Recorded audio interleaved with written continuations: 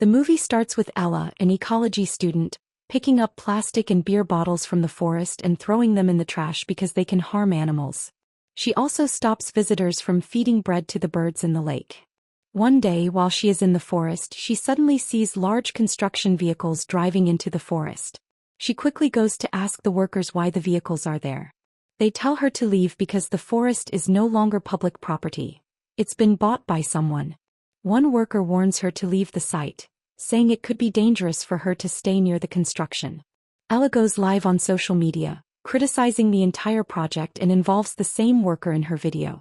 As she's leaving, the worker calls out to her and asks her to delete the video, explaining that he's just an ordinary worker and could lose his job because of it. Ella refuses and walks away. The worker calls out again, this time asking her an inappropriate question. Furious, Ella scolds him before leaving. Ella then goes to her best friend Artyom's hostel room to ask for his help in saving the forest. Together, they organize a protest in the forest with a group of students. After the protest, as they head back to college, they notice a convoy of expensive cars parked at the entrance. In class, Ella spots the man who had posed as a worker earlier that day. Curious, Artyom searches online and finds out that he's the son of a businessman named Rysak. The principal then introduces the man as Matvey Vladimirovich, a prominent real estate mogul in Russia. Matvey addresses the students with an inspiring speech meant to motivate them. Ella isn't impressed by Matvey's speech. He goes on to talk about the tower he plans to build after clearing the forest, comparing it to the Eiffel Tower which brought fame to Paris. Ella, unconvinced by his arguments, questions what will happen to the animals and birds living in the forest. The principal tries to silence her, but Ella refuses to back down. Matvey responds by promising to allocate 100 hectares of land for wildlife, which is 10% more than the land used for the tower's construction. However, Ella argues that the proposed construction site is a marshland and unsuitable for any type of construction. Both Matvey and the principal dismiss her concerns. While the principal tries again to quiet Ella, Matvey finally addresses her. He assures the class that his team, along with the university's dean, has thoroughly researched the site and claims the marshland theory is just a baseless rumor, emphasizing that they have received all necessary clearances from government authorities. Ella, still unconvinced, argues that Matvey wouldn't stop at just building a tower. He would go on to construct restaurants, parking lots and malls around it, eventually wiping out the entire forest. Matvey admits that these plans are in the works but insists it will all be done organically. Ella doesn't hold back and berates him in front of the class, accusing him of having selfish intentions and pointing out that his plans lack proper city planning.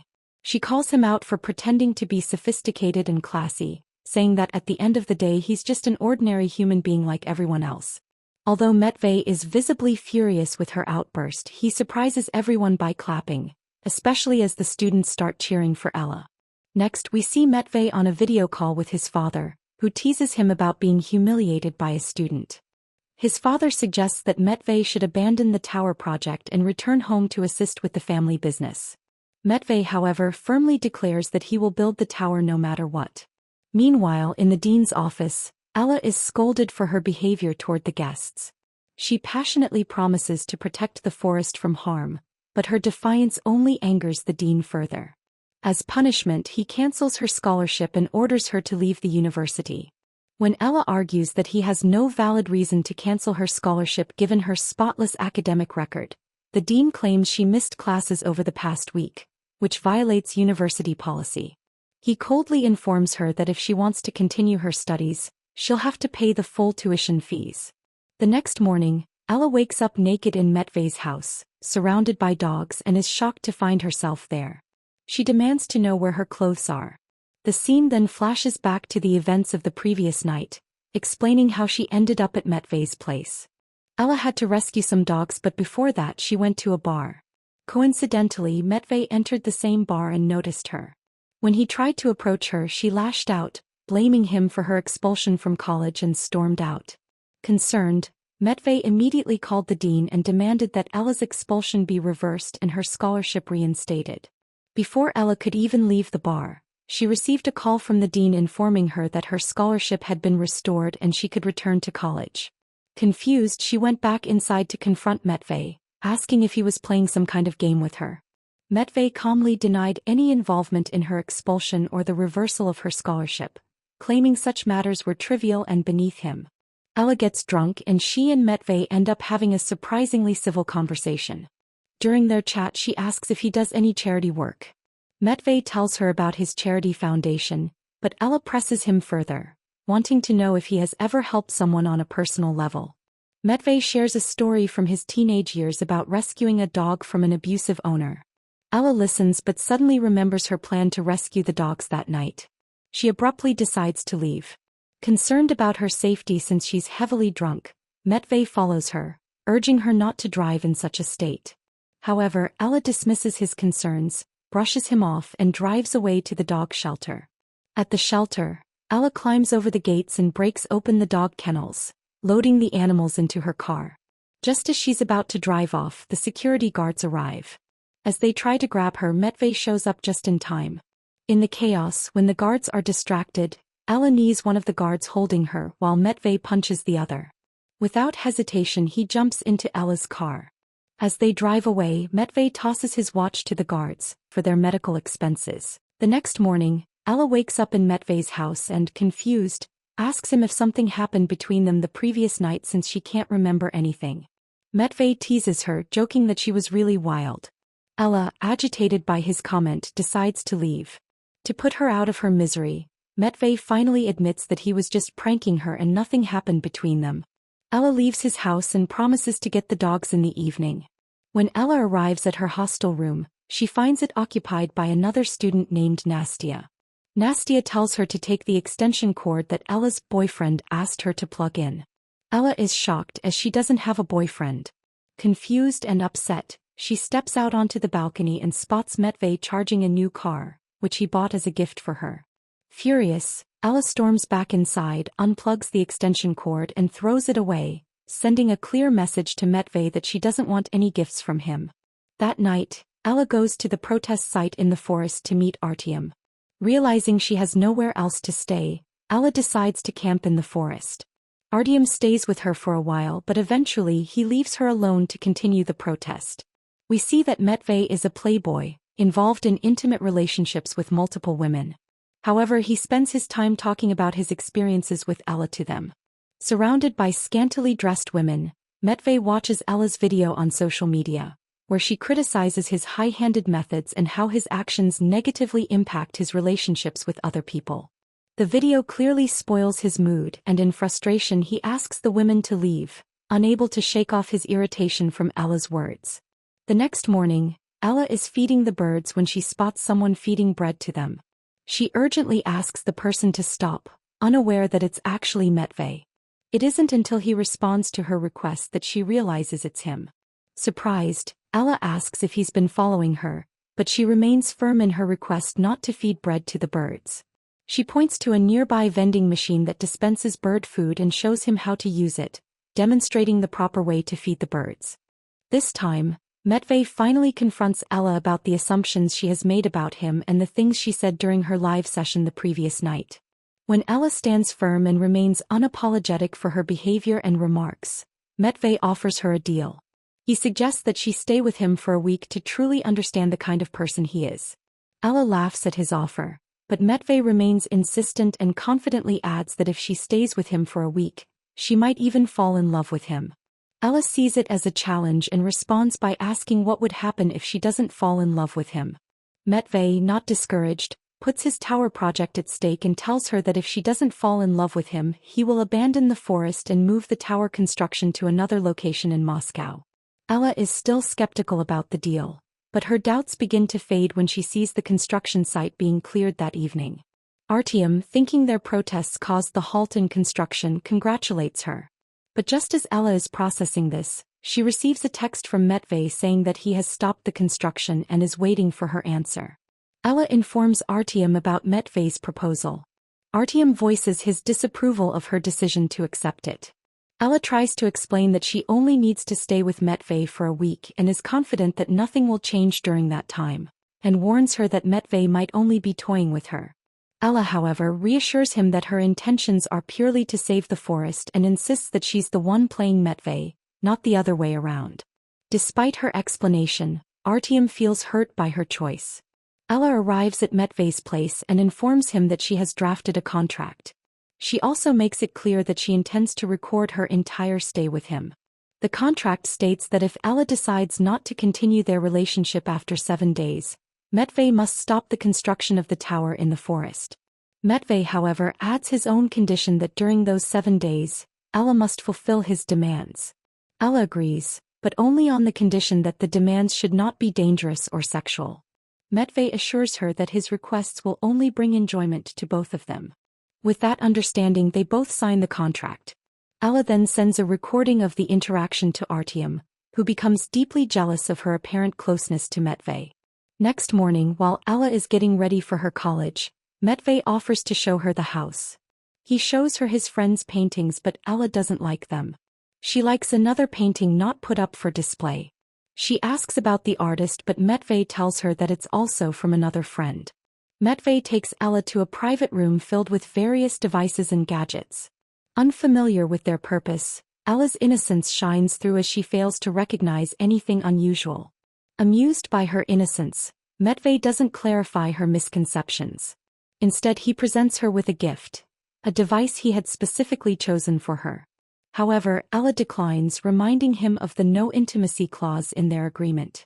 She tries to brush off his remarks as playful banter, but Matvey remains persistent, encouraging her to give it a try.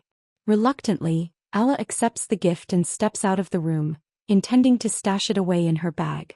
Matvey, however, quickly uncovers her bluff by activating the device remotely using an app on his phone. With no other option, Ella complies with his request and uses the device as instructed. Matvey drops Ella off at her college, where Artyom is waiting for her by the entrance. Seeing her step out of the luxurious car, he can't help taunting her about how much she must have enjoyed the ride. As the exam begins and Ella starts answering the examiner's verbal questions, she's suddenly caught off guard by the activation of the device. The unexpected vibrations disrupt her focus, their intensity increasing as Matvey is manipulating the device remotely from his house. Struggling to maintain her composure, Ella tries to explain her unease as mere nervousness, but her discomfort becomes impossible to hide. Ella excuses herself and rushes out of the room to call Matvey. Feeling frustrated, she threatens to throw away the device if he doesn't stop. Matvey, however, counters with a cold reminder that if she goes through with her threat, he will break their deal and begin construction in the forest. With no other option left, Ella returns to the exam room with the determination to endure. Matvey turns up the intensity, leaving her powerless to focus even after several efforts. In the end, she fails to answer the examiner's questions and instead climaxes on the spot. Fuming with anger, Ella storms home and confronts Matvey. She accuses him of seeking revenge for the way she had insulted him in front of her classmates. Ella, visibly upset, argues that the incident only led to her public embarrassment, but Matvey calmly counters, pointing out that the app suggests quite the opposite, that she seemed to have enjoyed herself. This infuriates Ella even more. In a fit of rage, she declares that if sex is all he wants, then she's willing to give it to him. Matvey tries to explain that his actions are all about uncovering the real, unfiltered Ella. Choosing to give her space, Matvey walks away to let her cool off. Next evening, Matvey takes Ella to an orchestra event. During the performance, he places his hand on her thigh, clearly aiming to tease her. When Ella tries to resist, he pointedly asks if she's ready to break their agreement. Left with no choice, Ella reluctantly agrees. However, as Matvey touches her, she starts faking moaning, loud enough to draw attention. The scene embarrasses Matvey as onlookers begin questioning them, leaving him with no option but to grab Ella and make a quick exit.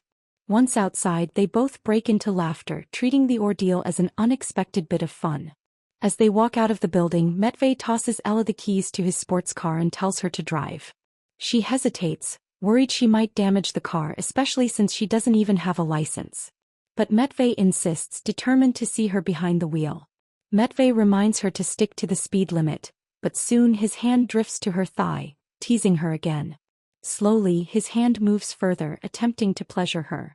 Caught up in the moment, Ella closes her eyes, overcome with sensation, but Matvey quickly warns her to keep them open. But as the pleasure overwhelms her, she momentarily loses control of the steering. Realizing the danger, Matvey swiftly grabs the wheel, preventing a potential accident. Just then a police officer approaches their car and asks to see their papers. Instead of panicking, Matvey and Ella burst into laughter, unable to take the situation seriously. The next morning, just as Ella wakes up, Matvey asks her if she likes sculptures. Ella replies casually, saying she likes them as long as she doesn't have to push or move them around. Without much explanation, Matvey takes her to a friend's workshop where sculptures of people are made. The sculptor surprises Ella by asking her to undress so they can create a sculpture of her.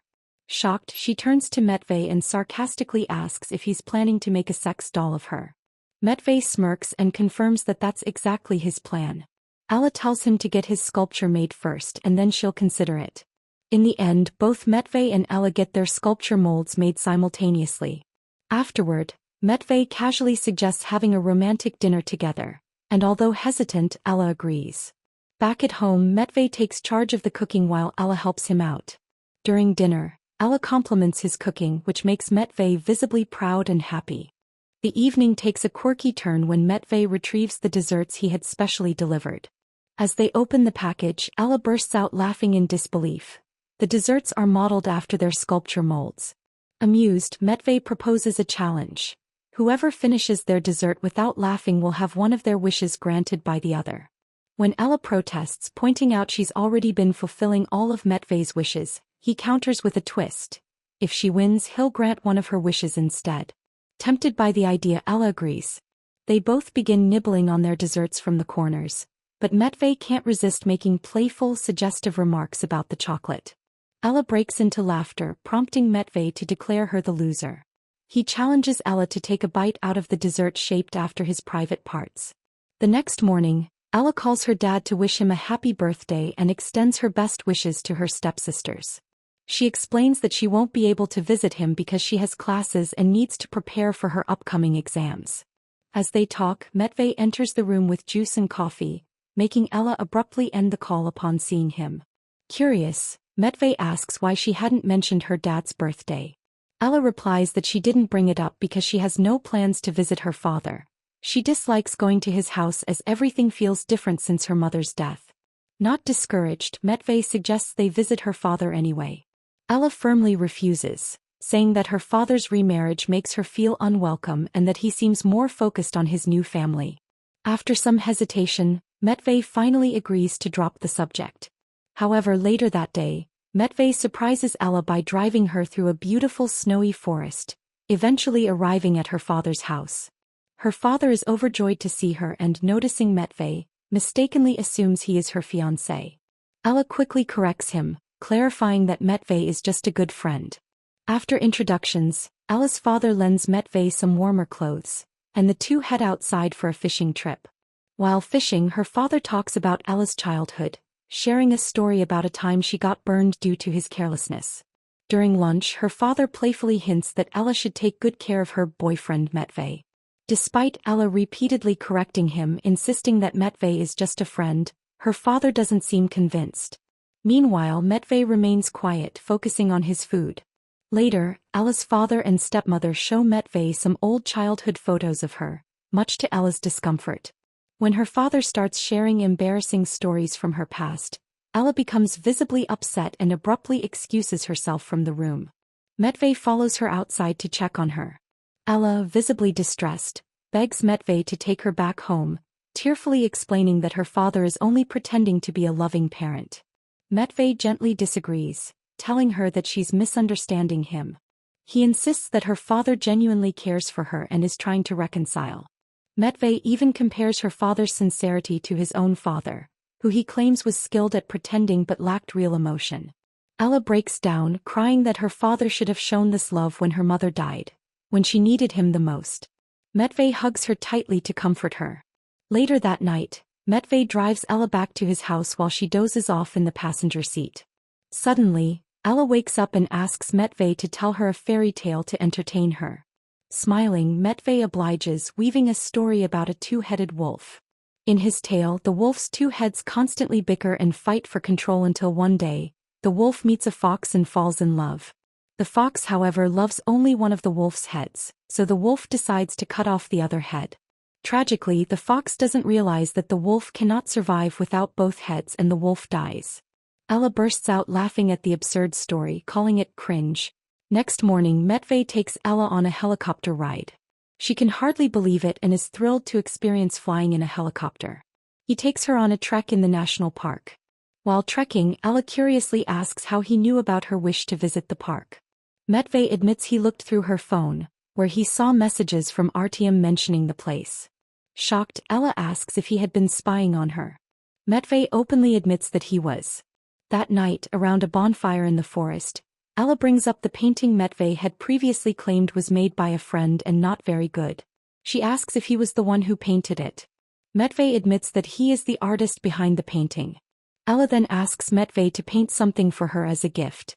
Matvey reminds her that she doesn't accept gifts, to which Ella responds that she accepts gifts that may not be expensive but have high sentimental value. The next day, Matvey sketches on Ella's body as she patiently lets him work. While painting, he undresses her and kisses her all over. Just as he is about to get intimate, Ella stops him, saying that this is just a game and she can't let it become real by involving emotions. Matvey allows her to go, but he's deeply hurt by her rejection. On her last day at Matvey's house, Ella brings him a cup of tea while he is sitting on the patio. She asks what they will do since it's her final day. Matvey replies that they won't do anything together and she's free to do whatever she wants. Ella, however, demands to meet his parents. Matvey questions if she really wants to ruin the day, but when she insists, he agrees and takes her to meet them. During introductions, Matvey's mother refers to Ella as his girlfriend. Ella quickly corrects her, but Matvey's mother brushes off her explanation and leads her to the dining room. At lunch, Matvey's parents ask Ella about her family and their professions. When Ella mentions that her mother has passed away and her father makes wooden pellets, Matvey's father sarcastically asks if she would like him to offer her father a job. Matvey responds, telling his father to stop acting like a savior. Matvey's father retorts, saying that he may not be a savior, but at least he is capable enough to support Matvey in all his ventures. He reminds Matvey that he also helped him with his living batteries project. The mention of living batteries catches Ella's attention, and she asks Matvey why he hasn't mentioned it to her before. Matvey's mother explains that the living batteries project involved creating flashlights that were buried underground and would light up automatically when they detected movement. Ella is intrigued by the project and begins praising Matvey. However, Matvey dismisses her praise, saying that such projects might not work in the Russian environment. Ella shares her own opinion, saying that while she doesn't entirely believe it, she still thinks that green energy is the future of humanity. Matvey's father, Mr. Rysak, refutes Ella's claims about the future of green energy. Ella counters by saying that she knows there are people who have stopped dreaming, and in turn they discourage others from dreaming and creating. Mr. Rysak challenges her, asking if she thinks he only cares about money. He responds that if he focuses on wealth, it's because he needs to build houses and provide employment to others, which in turn helps society grow. He then asks her what she does for a living. Mr. Rysak goes on a rant, criticizing the current generation of youth for being lazy and focused only on slogans to save the environment. He insults her by asking if she even knows how the makeup she wears is made. Matvey suddenly stands up and demands his father shut up, telling him not to speak to Ella that way again. He insists his father apologize to her immediately. Mr. Rysak then walks over to her, kneels down and delivers a very sarcastic apology.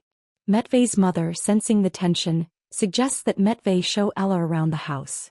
Matvey leads Ella upstairs and while showing her around she suddenly grabs him and kisses him. He responds by taking her into his father's office and the two become intimate. Afterward, while lying together, Ella asks Matvey if he is determined to build the tower no matter what. Matvey hums in agreement, confirming that he will. Hearing this, Ella quietly asks him to take her back to his house. A week later we see Matvey sitting by the lake, feeding ducks with the dog he rescued with Ella. Meanwhile, Ella is in her new hostel room, scrolling through her chats with Artyom, where she sent him all the recordings from her time at Matvey's house. Suddenly, Artyom calls her and apologizes, asking if they can talk. Ella, angered and hurt, tells him never to call her again and hangs up the phone. This is because Artyom has made the video recordings she sent him go viral, painting her as a woman of low character. That night Matvey is at home drinking and watching TV while Ella, alone in the forest, drinks in her tent while crying. In the next scene, Matvey is reviewing the construction plans for his tower when an idea crosses his mind. He picks up the phone and calls his assistant, asking if they can hire an additional expert to help with the survey of the land. He specifically wants someone with knowledge about the piece of land where the tower is to be built. The next morning, as Ella is about to drive to college, she notices two boys running away and sees that her car has been vandalized, and the windows are broken. Despite the damage, Ella gets into the car and drives to college. In the next scene, Mr. Rysak arrives at Matvey's house to find him untidy, drunk, and passed out on the couch. Mr. Rysak then reveals that the expert they hired, who had provided the approvals for the tower's construction site, was a fraud. The approval documents were forged. He tells Matvey that the project hasn't been cancelled and can still be restarted, but instead of the tower they should build a residential complex on the site. Matvey, furious, flips and confronts his father. He tells him he understands everything now, that his father had wanted the land for himself but couldn't get approvals from the forest department because it was a marshland. So he pushed Matvey to build a tower there, obtaining the necessary documents, all while planning that if the tower project was rejected, he could swoop in to rescue Matvey and take the land for his own purposes. Mr. Rysak apologizes, but Matvey cries out that he has lost everything. However, Mr. Rysak remains unapologetic, stating that everything was done for Matvey's own good. In a fit of anger, Matvey snaps at his father, telling him to go fuck off. Matvey goes to the forest to meet Ella and admits that his tower project has been cancelled. He acknowledges that she was right. No construction could be carried out there due to the land being a marshland. He tells her that he has lost everything because of the project and now he is bankrupt. He doesn't know where he'll stay or what his future holds.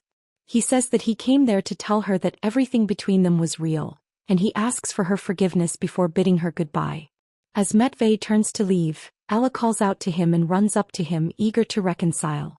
In the following scene, we see Matvey and Ella sharing an intimate moment together, while Artyom sits in his room, lost in thoughts and fantasies about Ella.